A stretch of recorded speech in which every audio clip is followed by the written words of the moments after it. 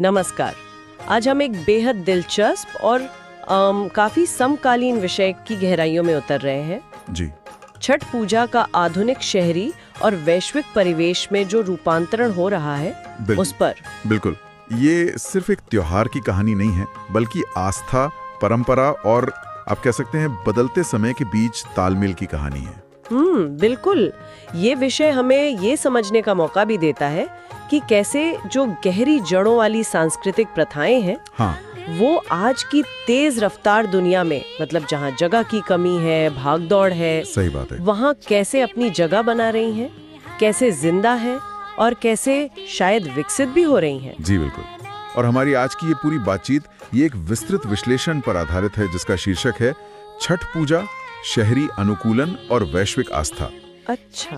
ये सामग्री इसी बात पर रोशनी डालती है कि कैसे ये प्राचीन पर्व, जो प्रकृति से इतना जुड़ा हुआ है, हाँ, बहुत गहरा जुड़ाव है, वो आज के शहरी जीवन में और यहाँ तक कि वैश्विक डायस्पोरा के बीच भी न केवल मनाया जा रहा है, बल्कि नए बड़े रचनात्मक रूप ले रहा है। और हमारा लक्ष्य भी यही है ना, कि इस विश्लेषण से जो मुख्य बातें निकली हैं उन्हें समझें। हाँ। हम देखेंगे कि कैसे ये चुनौतियां हैं, जगह की कमी, बदली जीवन शैली, भौगोलिक दूरियां भी, बिल्कुल, ये सब बड़ी चुनौतियां हैं। इनके बावजूद आस्था और परंपराएं कैसे, वो क्या कहते हैं, लचीलापन दिखाती हैं, कैसे लोगों को जोड़े रखती हैं और कैसे शायद थोड़े बदले हुए रूप में ही सही अगली पीढ़ी तक पहुंच रही हैं। बिल्कुल। तो चलिए शुरू करते हैं। हाँ, तो सबसे पहले ये समझना जरूरी है कि शहरों में छठ मनाना पारंपरिक रूप से आसान क्यों नहीं है। स्रोत इस विरोधाभास को काफी साफ तौर पर रखता है। सोचिए, पारंपरिक छठ का अनुभव क्या होता है? नदी का किनारा, बहता हुआ पानी, साफ पानी, खुला आसमान। हाँ, खुला आसमान, उगते डूबते सूरज को अर्घ्य देने के लिए पूरी जगह, एक सामुदायिक माहौल, प्रकृति के साथ एक सीधा, लगभग आप कह सकते हैं आदिम जैसा जुड़ाव। सही कहा। और फिर इसकी तुलना करें आज के महानगरों से। ऊंची ऊंची इमारतें, तंग गलियां, भीड़ भाड़, प्रदूषण का स्तर भी एक मुद्दा है। हाँ, और अपार्टमेंट्स में रहने वाले परिवारों के लिए तो निजी खुली जगह की बहुत कमी होती है।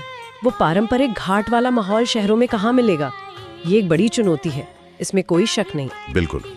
लेकिन यहीं पर बात दिलचस्प हो जाती है। कैसे? स्रोत यही बताता है कि इन चुनौतियों के बावजूद हर साल लाखों परिवार छठ मनाते हैं। ये एक तरह से मानवीय जिजीविषा कह लीजिए या आस्था की शक्ति का प्रमाण है। हाँ, लोग रास्ते निकाल ही लेते हैं। तो सवाल उठता है कि ये अनुकूलन, ये एडजस्टमेंट होता कैसे है? ये वाकई एक आकर्षक प्रक्रिया है। यहाँ क्या होता है कि जरूरत यानी शहरी जीवन की जो सीमाएं हैं और आस्था, ये मतलब पर्व मनाने की जो तीव्र इच्छा है, हाँ। ये दोनों मिलकर नए समाधानों को जन्म देती हैं। और विश्लेषण इसी शहरी अनुकूलन का एक बहुत ही ठोस और आजकल बहुत आम उदाहरण देता है, और वो है पहला मुख्य बिंदु, छतों पर छठ। जी, स्रोत के अनुसार छठ के दिनों में अगर आप रांची, पटना, दिल्ली या मुंबई जैसे बड़े शहरों की, मतलब घनी आबादी वाली कॉलोनीज या अपार्टमेंट कॉम्प्लेक्स को देखें, हाँ, तो क्या दिखता है? तो आपको छतों पर एक अनूठा नजारा दिखाई देगा। सिर्फ पूजा की तैयारी या भीड़ नहीं, अच्छा, उससे ज्यादा, हाँ, उससे कहीं ज्यादा परिवार अपनी छतों को पूरी तरह साफ करते हैं, धोते हैं, पवित्र करते हैं, फिर वहां पानी जमा करने के लिए एक अस्थायी व्यवस्था बनाते हैं। अस्थायी व्यवस्था? जैसे बच्चों के खेलने वाले बड़े इन्फ्लेटेबल पूल होते हैं ना, हाँ, वो इस्तेमाल करते हैं, या प्लास्टिक के बड़े टब। कभी कभी तो मैंने सुना है कि ईंटों से घेर कर प्लास्टिक शीट बिछाकर एक छोटा सा जलाशय जैसा बना लेते हैं। अच्छा, यानी पानी में खड़े होकर अर्घ्य देने की जो मुख्य विधि है, उसे पूरा करने का एक आप कह सकते हैं जुगाड़। हाँ, एक शहरी जुगाड़, बिल्कुल। और फिर उस कृत्रिम जलाशय के आसपास का माहौल, उसे बिल्कुल पारंपरिक घाट जैसा बनाने की कोशिश होती है। कैसे? गन्ने के तने लगाते हैं, केले के पत्ते बिछाते हैं, मिट्टी के दिए जलाते हैं, रंगोली बनाते हैं। मतलब पूरी कोशिश होती है कि वो नदी किनारे वाले घाट की पवित्रता, वो माहौल छत पर ले आए। भले ही नीचे सड़क पर ट्रैफिक का शोर हो रहा हो। हाँ, बिल्कुल, पर छत पर एक अलग ही दुनिया रच ली जाती है। ये बहुत महत्वपूर्ण अवलोकन है। यहाँ देखिए, स्थान बदल गया है, नदी तट से छत पर आ गए, लेकिन अनुष्ठान का जो उद्देश्य है, उसकी आत्मा है भक्ति, श्रद्धा। हाँ, भक्ति, श्रद्धा, समर्पण, उसको कायम रखने का पूरा प्रयास दिखता है। और विश्लेषण में एक शहरी व्रती के अनुभव का भी जिक्र है, जो इस बदलाव के व्यावहारिक और भावनात्मक दोनों पहलुओं को सामने लाता है। हाँ, वो अनुभव याद है मुझे। वो कहते हैं बचपन में हम नानी के साथ गंगा किनारे जाते थे, वो एक अलग ही अनुभव था। वो भीड़, वो भजन, नदी की ठंडक। अब हम अपनी छत पर ही सब व्यवस्था करते हैं। एक बड़ा सा टब ले आए हैं, यहीं पूरा परिवार मिलकर सूर्य को अर्घ्य देता है। भावना तो वही रहती है, बल्कि यहाँ ज्यादा शांति और अपनापन लगता है। और उन्होंने एक बार बात कही थी शायद। हाँ, उन्होंने कहा, और सबसे बड़ी बात, ये सुरक्षित है, खासकर बच्चों और बुजुर्गों के लिए, और घाटों की भीड़ और गंदगी से भी बच जाते हैं। देखिए, ये अनुभव कितनी बातें साफ करता है। एक तो जैसा उन्होंने कहा, सुरक्षा और स्वच्छता, ये व्यावहारिक कारण भी इस बदलाव को बढ़ावा दे रहे हैं। हाँ, बिल्कुल। दूसरा, ये दिखाता है कि परंपरा का जो मूल तत्व है वो शायद भारी भव्यता या किसी खास जगह से ज्यादा उस भावना में है जिसके साथ उसे निभाया जा रहा है। भावना ज्यादा महत्वपूर्ण है। और तीसरा, ये एक तरह से परंपरा को उन लोगों के लिए भी सुलभ बना रहा है जो शायद शारीरिक या दूसरे कारणों से पारंपरिक घाटों तक जा ही नहीं सकते। तो ये तो परंपरा का दायरा बढ़ा रहा है एक तरह से। और यहाँ से कहानी और भी बड़ी हो जाती है ना? ये जो अनुकूलन का सिलसिला है, ये सिर्फ भारत के शहरों तक ही नहीं रुका है। नहीं, बिल्कुल नहीं। स्रोत हमें बताता है कि छठ पूजा अब एक वैश्विक पर्व बन चुका है, और ये अनुकूलन दुनिया भर में देखा जा रहा है। दुबई के रेगिस्तान से लेकर न्यू जर्सी की बर्फीली हवाओं तक जी, प्रवासी भारतीय समुदाय पूरी श्रद्धा और उत्साह के साथ छठ मना रहा है। ये सोचना ही कितना अद्भुत लगता है। निश्चित रूप से।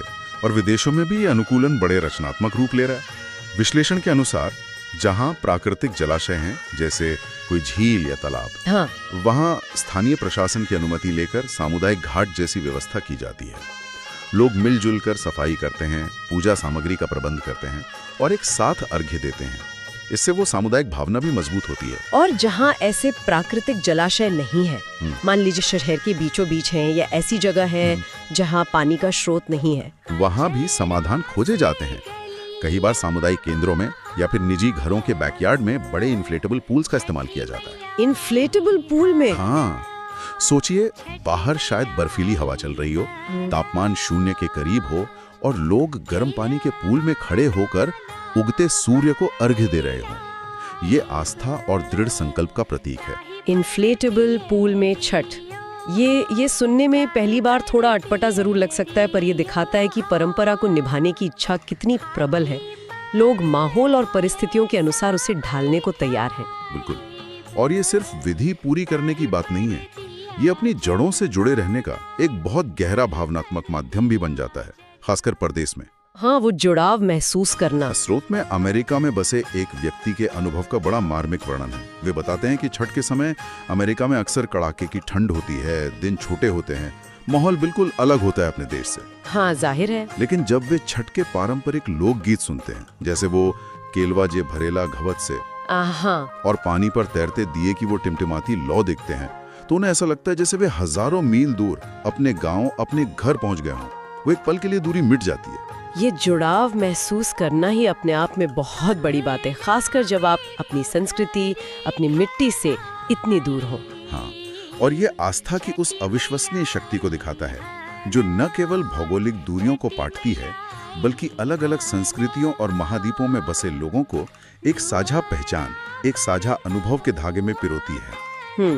और यह हमें इस व्यापक सवाल पर भी सोचने को मजबूर करता है कि प्रवास में, यानी माइग्रेशन के बाद नए परिवेश में सांस्कृतिक प्रथाएं कैसे बदलती हैं, वो क्या खोती हैं, क्या नया अपनाती हैं, और इस पूरी प्रक्रिया में उनकी जो मूल पहचान है वो कैसे बरकरार रहती है या बदल जाती है। ये सच है, ये बहुत बड़ा सवाल है, पर क्या सब लोग इन बदलावों को इतनी आसानी से स्वीकार कर लेते हैं? मेरा मतलब है, स्रोत इस पर भी तो बात करता है कि इस अनुकूलन को लेकर एक बहस भी है। हाँ, बिल्कुल है। कुछ लोग, खासकर शायद पुरानी पीढ़ी के या जो ज्यादा पारंपरिक विचारों वाले हैं, वो मानते हैं कि छत पर या पूल में छठ मनाने से अनुष्ठान की जो मूल पवित्रता है, जो दिव्यता है, वो शायद कम हो जाती है। हाँ, ये एक स्वाभाविक चिंता है और इसे समझा भी जा सकता है। उनके लिए छठ का मतलब सिर्फ सूर्य की उपासना नहीं, बल्कि नदी या तालाब जैसे प्राकृतिक जल स्रोत की पूजा भी है, धरती माता का सम्मान है, एक खास तरह की शुचिता और नियमों का पालन है। उनके अनुसार जब आप इसे घर की छत या प्लास्टिक के टब में सीमित कर देते हैं, तो वो जो एक समग्र अनुभव है वो कहीं ना कहीं खंडित होता है। उन्हें लगता है कि प्रकृति से वो जुड़ाव शायद कम हो जाता है। और शायद उन्हें ये भी लगता होगा कि वो जो भीड़ में सबके साथ मिलकर एक सामुदायिक ऊर्जा पैदा होती है ना, हाँ, वो माहौल वो अकेले या छोटे समूह में छत पे मनाने से गायब हो जाती है। संभव है। ये सामुदायिक भागीदारी का अनुभव भी छठ का एक अभिन्न अंग रहा है पारंपरिक रूप से।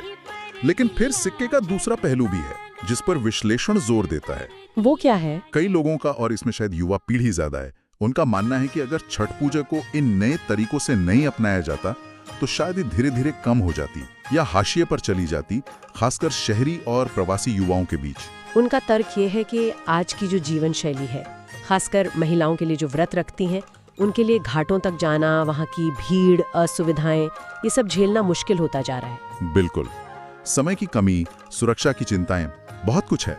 तो ऐसे में घर पर या पास में कोई सुलभ व्यवस्था होने से वे परंपरा को निभा पा रही हैं, उसे छोड़ नहीं रही हैं। सही कहा। उनका मानना है कि इसी अनुकूलनशीलता ने, इसी लचीलेपन ने इस कठिन व्रत और पर्व को आज भी जीवित और प्रासंगिक बनाए रखा है। अगर परंपराएं बिल्कुल पत्थर की लकीर बन जाएं, समय और परिस्थितियों के साथ कदम न मिलाएं, तो वो म्यूजियम की चीज बन जाती है। हाँ बिल्कुल, वो संग्रहालय की वस्तु बन के रह जाएंगी। ये अनुकूलन इसे एक जीवंत परंपरा बनाए रखता है। तो ये एक तरह का संतुलन साधने का प्रयास है, परंपरा की आत्मा को बचाए रखते हुए उसके स्वरूप को समय के अनुसार ढालना। हाँ बिल्कुल, और शायद यही छठ पूजा का गहरा संदेश भी है। अब देखिए, ये पर्व स्वयं ही अनुशासन का प्रतीक है। 4 दिन का कठिन निर्जला व्रत, बहुत कठिन, और प्रकृति के प्रति कृतज्ञता का प्रतीक है।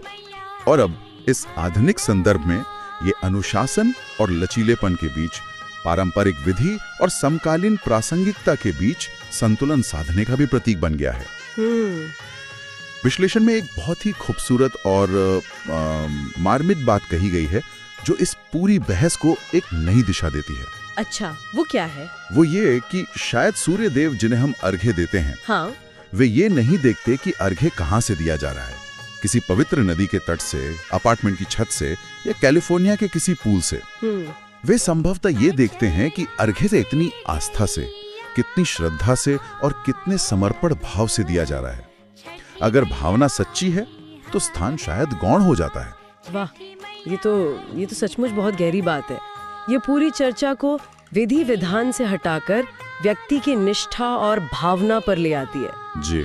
तो अगर हम इस पूरी गहन पड़ताल का सार निकालें तो क्या मुख्य बातें उभर कर आती हैं? मेरे ख्याल से सबसे पहली और महत्वपूर्ण बात यह है कि छठ पूजा अपनी गहरी प्राचीन जड़ों के बावजूद एक अत्यंत जीवंत और गतिशील परंपरा है, पत्थर की लकीर नहीं है। हाँ। ये आधुनिक शहरी और वैश्विक चुनौतियों का सामना करते हुए न केवल जीवित है बल्कि अनुकूलन के जरिए फल फूल रही है, नए रूप ले रही है।